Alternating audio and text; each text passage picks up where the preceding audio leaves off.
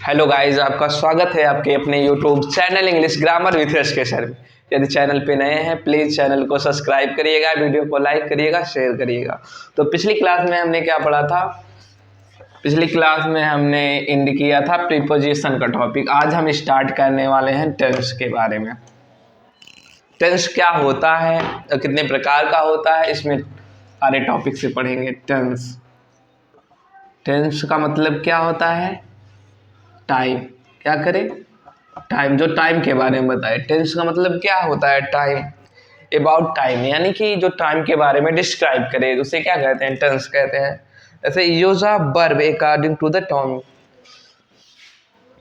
Use of verbs according to the time, यानी verb का प्रयोग किसके अनुसार?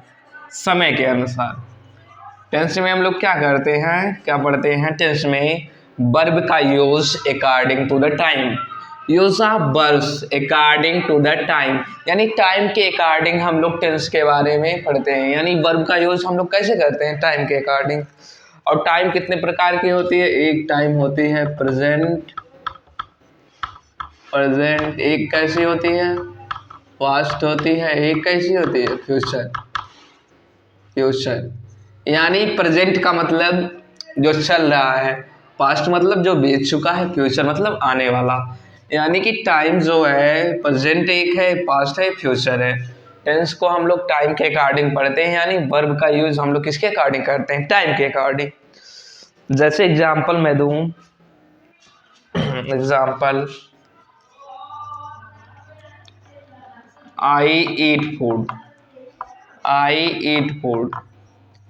उसके बाद आई eight food.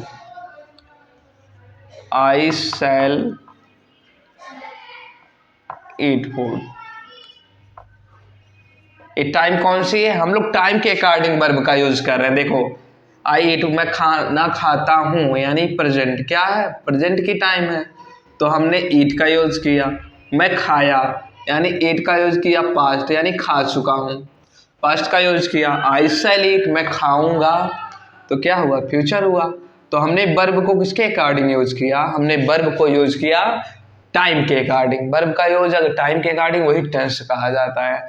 Use of verbs according to the time. Verb का यूज हम किसके? टाइम के अनुसार अगर करते हैं तो।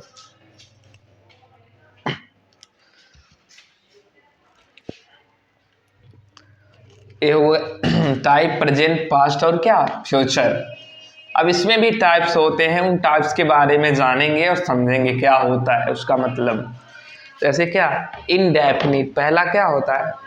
पहला होता है इनडेफिनिट। इनडेफिनिट। दूसरा क्या होता है? कॉन्टिन्यूअस। तीसरा कौन सा होता है? परफेक्ट। और चौथा कैसा होता है? Perfect continuous. उस टाइम में यानी प्रेजेंट, पास्ट, फ्यूचर में तीनों में टाइप्स होते हैं। Indefinite, continuous, perfect. Perfect continuous. Indefinite में क्या होता है? एक्शन जो होता है अनसर्टेन होता है। एक्शन जो होता है अनसर्टेन, यानी अनिश्चित होता है। काम क्या? पूरा नहीं होता, अनिश्चित होता है। काम कैसा? अनसर्टेन होता है। कॉन्टिन्यूअस में क्या होता है? प्रोग्रेस में। कैसे होता है? प्रोग्रेस में, यानी इनकम्प्लीट। इनकम्प्लीट। इनकम्प्लीट होता है। कॉन्टिन्यूअस में कैसा होता है? प्रोग्रेस में होता है, इनकम्प्लीट होता है। ऑलवेज हम लोग वर्ब का चौथा फॉर्म, इसमें ऑलवेज हम लोग इसमें वर्ब का फोर्थ फॉर्म यूज करते हैं। ऑलवेज यानी फर्स्ट फॉर्म में आईएनजी। जितने भी कॉन्टिन्यूअस है सब में हम लोग वर्ब का फोर्थ फॉर्म यूज करते हैं। एक कंप्लीट रहता है। परफेक्ट कैसा रहता है? कंप्लीट रहता है। कंप्लीट रहता है। और इसमें क्या? वर्ब का ऑलवेज थर्ड फॉर्म यूज करता है। इसमें सहायक क्रिया ऑलवेज, हैज, हैव, और हैड रहेगी हेल्पिंग वर्ब, और वर्ब का थर्ड फॉर्म। ऑलवेज कहीं भी परफेक्ट टेंस अगर आएगा तो हैज, हैव, हैड जरूर रहेगी, और वर्ब का क्या थर्ड फॉर्म जरूर आएगा। जैसे मैंने कहा इंडेफिनिट में काम कैसे होते हैं, अनसर्टेन। कंटिन्यूअस में क्या होता है, प्रोग्रेस में होता है, इनकम्प्लीट होता है। परफेक्ट में कैसा होता है, कंप्लीट होता है, has, have, had. Always helping verb आएंगी और वर्ब का थर्ड फॉर्म ऑलवेज यूज होगा।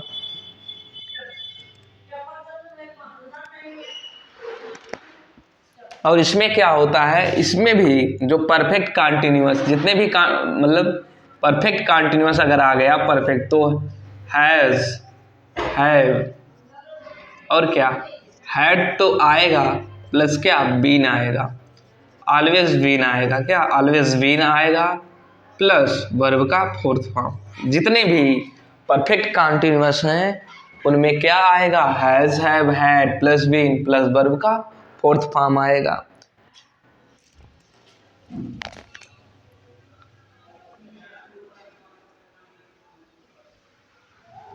जैसे एग्जांपल में समझाऊं, जैसे कंटिन्यूअस में प्रोग्रेस में है, इनकम्प्लीट है, परफेक्ट में क्या हो चुका, कंप्लीट हो चुका, लेकिन परफेक्ट कंटिन्यूअस में कुछ काम कंप्लीट रहता है, कुछ चीजें चल रही होती हैं, कुछ काम कंप्लीट रहता है, कुछ चीजें चल रही होती हैं। जैसे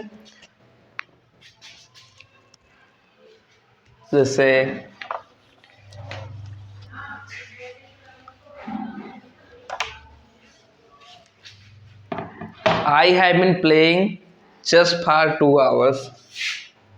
I have been playing chess for 2 hours. यहाँ पे हमने सीखा कि कोई भी क्या रहे, परफेक्ट कंटिन्यूअस रहे, उसमें हैव, हैड ये तो जरूर आएगी।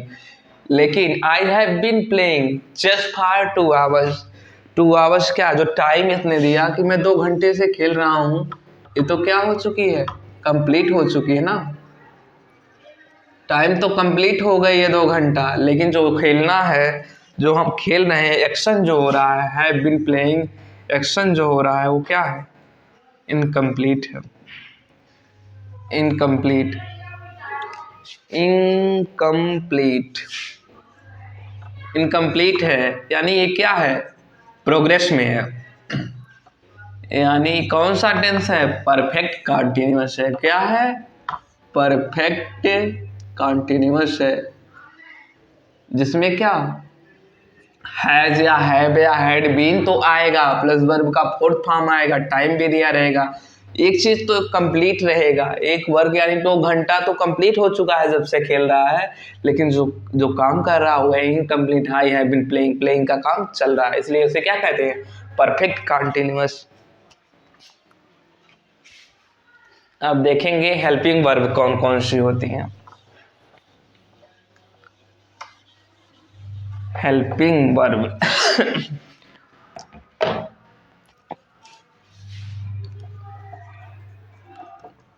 हेल्पिंग वर्ब्स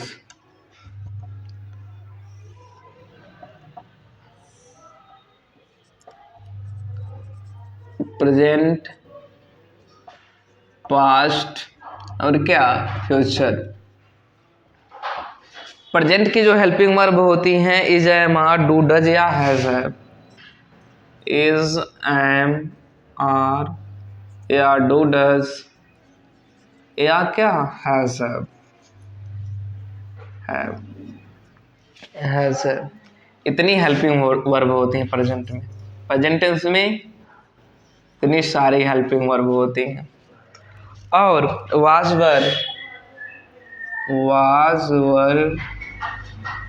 डिड, हैड ये सब किस में होती हैं, पास्ट में होती है। ये सब किस में होती हैं, पास्ट की हेल्पिंग वर्ब है। विल या शैल, विल या शैल फ्यूचर की है, क्या है, हेल्पिंग वर्ब है। यानी इतनी ही हेल्पिंग वर्ब होती हैं। हेल्पिंग वर्ब्स कौन कौन सी, प्रेजेंट में, पास्ट में और क्या फ्यूचर में। Is, am, are, do, does, has, have. और पास्ट में कौन सी होती है, was, were, did, had. Future में क्या होती हैं, विल या शैल।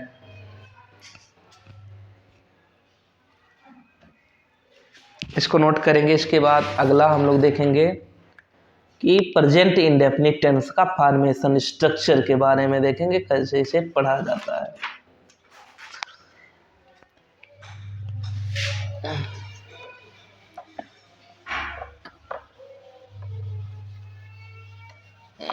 जैसे हो गया प्रेजेंट इंडेफिनिट, क्या, प्रेजेंट इंडेफिनिट टेंस।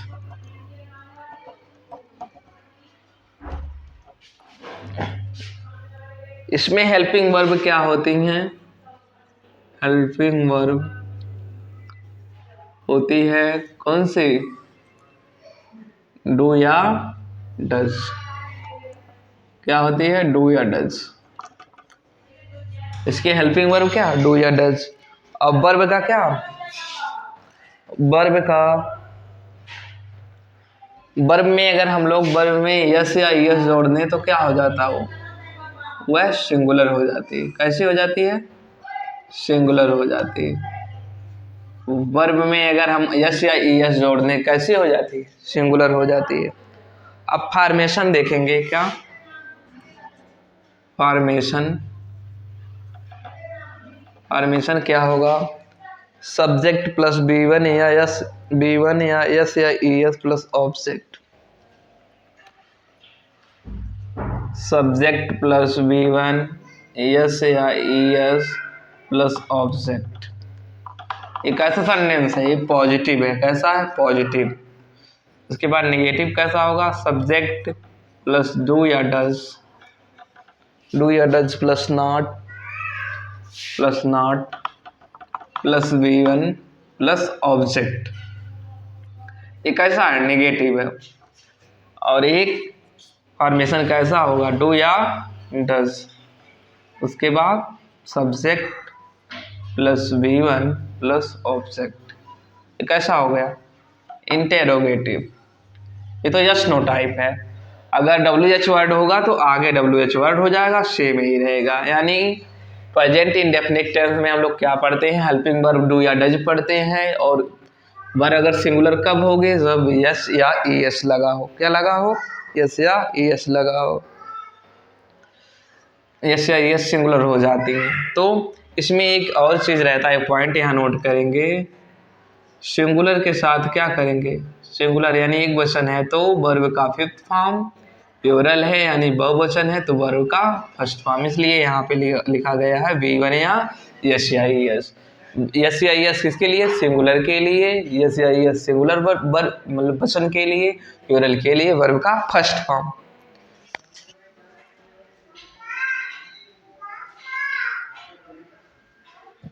जैसे example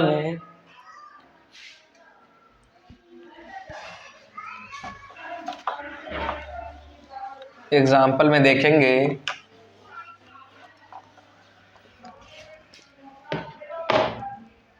I get up early in the morning daily. I get up early in the morning daily। अगर ऐसा सेंटेंस आता है तो ये कैसा है, लेकिन अगर लिखना चाहें तो I got up early in the morning।